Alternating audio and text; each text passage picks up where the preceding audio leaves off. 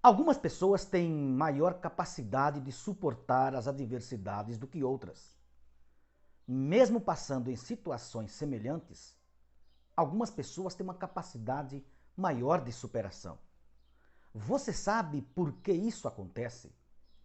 Qual a explicação psicológica, psicanalítica para esses eventos?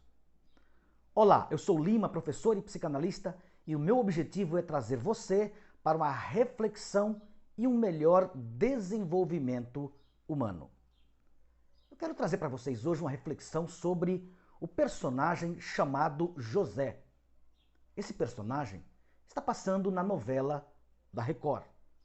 José, chamado como José do Egito, é uma pessoa que sofre diversas injustiças na sua vida. Ele é amado pelo pai, odiado e invejado pelos irmãos. Ele é vendido como escravo, ele é fiel ao Senhor aonde ele vive e trabalha, e ele é tentado pela mulher desse homem, chamado Potifar.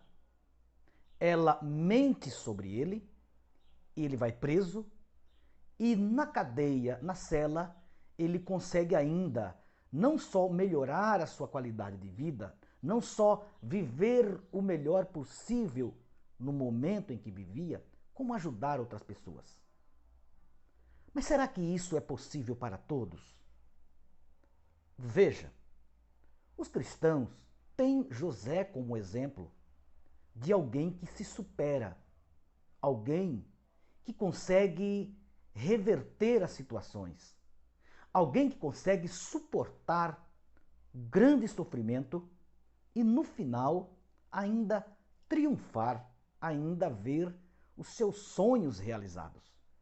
Pois bem, numa análise teológica, que normalmente, quando se faz uma análise teológica, o que não se leva em conta é o contexto psicológico, social em que o personagem viveu. Muitas pessoas, diante do que José passou, sucumbem, não suportam. Como diz o ditado popular, surtam. Mas por que José teve este suporte? Dentro da explicação teológica, resume-se que Deus tinha um plano com ele. Que José era um homem de fé. Que José superou as adversidades porque acreditava na promessa de Deus e nos sonhos que havia tido antes mesmo de ser preso e levado para o Egito. Mas vamos refletir um pouco sobre o contexto psicossocial. Veja, o preparo de José está muito antes dele ser levado para o Egito, está muito antes dele ter os sonhos que teve. O preparo de José está mesmo antes do seu nascimento. Veja, na cultura judaica, antes de uma criança nascer, os pais já projetavam nele os seus desejos. Ora, claro que isso acontece em todos. Todos os pais, consciente ou inconscientemente, vai projetar nos filhos os desejos que eles não realizaram. Freud, em Introdução ao Narcisismo, vai falar justamente desse investimento libidinal, dessa pulsão narcísica que é projetada para o filho. Mas o que tem a ver com José? Imagine você que Jacó, pai de José, ele tinha internalizada uma promessa, uma fé de que dele, a partir dele, grandes nações ia se criar uma grande, numerosa nação. José, quando colocou Jacó, pai de José, antes mesmo de José nascer, já fez, o que nós podemos dizer, uma estrutura psicológica. José herdou de Jacó, certamente, uma estrutura psicológica fantástica. Porque José era filho, foi o primeiro filho da mulher que Jacó amava. Da mulher com a qual ele queria ter um filho e esperou muito tempo ter um filho. Se você não conhece a história bíblica, você verá que Jacó teve duas mulheres, Raquel e Lia. E ele tinha muitos filhos com Lia e nenhum com Raquel. Quando José nasce, o nome José significa aquele que aumentará, o aumentador. No sentido de que a partir dele viria mais. Ele seria aquele que faria prosperar. Veja, uma criança judaica antes de nascer, os pais, através do seu nome, já manifestam o seu desejo. E isso hoje, na ciência moderna, na psicologia moderna, nós sabemos que há, sim, uma grande influência quando os pais desejam ter os filhos e quando os pais amam os filhos antes mesmo deles nascer.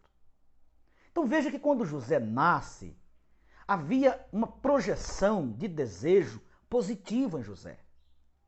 E a história bíblica narra que Jacó, como dizem psicanálise, direcionou a sua libido, a sua pulsão afetiva a José. Então José foi criado, certamente, de acordo com o contexto bíblico, ouvindo do seu pai que ele seria um grande homem, que ele seria um vencedor, que ele era forte, que ele era uma pessoa amada. De tal forma que o texto bíblico mostra que houve contenda, briga, inveja entre os irmãos de José, entre José e seus irmãos.